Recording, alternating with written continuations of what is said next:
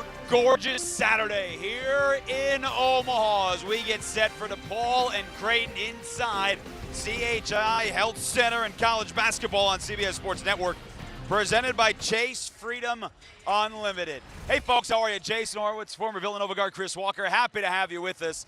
Developing stories for both of these teams heading into this ball game. For Creighton, no head coach Greg McDermott. They have not been hit by COVID all season long, but he is out today due to protocols. And for DePaul, for a second consecutive game, Javon Freeman-Liberty, their leading scorer, who's tied for the Big East lead at over 21 a game, will not play. Crew Demons off first.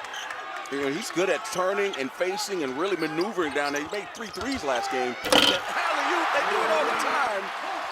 Got to read the scouting report. You come off that ball screen, it's naked, they're going to throw the ball up to the... You can tell the sign of a good coach by the way he adjusts to his talent.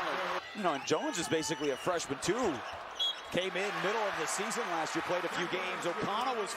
But if you let him get his feet under him the way he did just then, he's more than capable of making that step through. Cochran's got to stand his ground and not let him maneuver through his body like that. And that's, that's why that, and, you know, needed a different change. That's where the transfer portal comes in handy for some people. As I say, sometimes you give it, sometimes you take it away. And that freshman right there, because he can make shots like that all night long. They're starting to get into a shooting rhythm, too. DePaul started so 1 of 7 from the floor. I love that kid. He's so good. Why are you shooting over a broom? I don't get that. Well, that's not controlling the tempo that they've been talking about as well. And those are the first points for Creighton.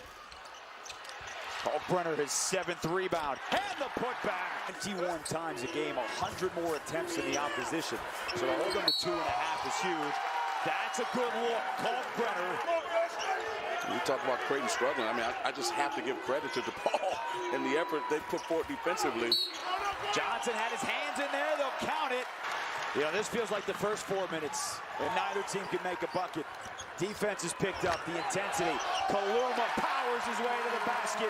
2 possessions. Has not been the case with the 2 leading scorers on the year. They're 2 of 11. White just keep throwing it to him.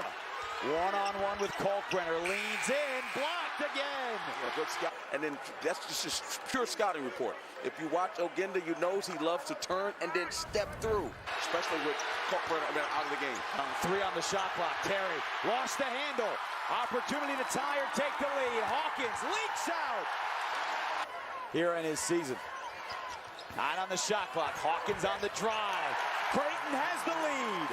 Creighton's at home. You know what I mean? At that point, the crowd's going to get into it, and you know that they're going to get one to fall like that, and there you go. Ney sets the screen. Johnson falls to the floor. Turn it over again. 3-on-1. Nembhard all alone for 3. It's becoming increasingly tougher, Jay, to play against a Creighton team who's a very good defensive team. Hawkins. Oh, and the hammer. The Hawk. Alexander on the drive. That in the second half, but offensively they got to try to figure it out. Hopefully Freeman-Liberty comes back because they need that offensive punch. Alexander.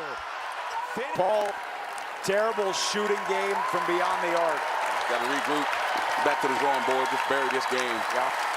Tough one to come on the road after 2 emotional games.